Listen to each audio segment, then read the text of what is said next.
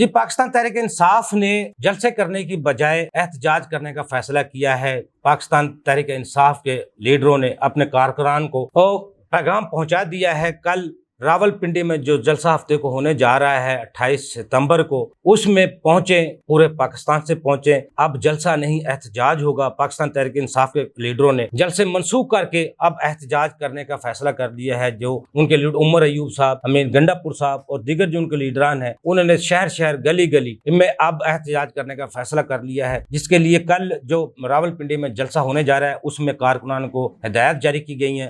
امین گنڈا پور جو KPK کے وزیر اعلیٰ ہیں، وہ اپنے لشکر کے ساتھ، اپنے قافلے کے ساتھ کل راولپنڈی پہنچیں گے اور پورے پاکستان سے کارکن پاکستان تحریک انصاف کے کل راولپنڈی میں احتجاج کے کال پر شامل ہو رہے ہیں۔ اب یہ جو اب ناظرین دیکھنے میں آ رہا ہے، اب جلسہ نہیں، احتجاج ہوگا اور پرامن احتجاج ہوگا۔ اللہ کرے ایسا ہی پرامن احتجاج ہو، کسی کا نقصان نہ ہو، اس ملک کا، اس کی املاک کا کوئی نقصان نہ ہو۔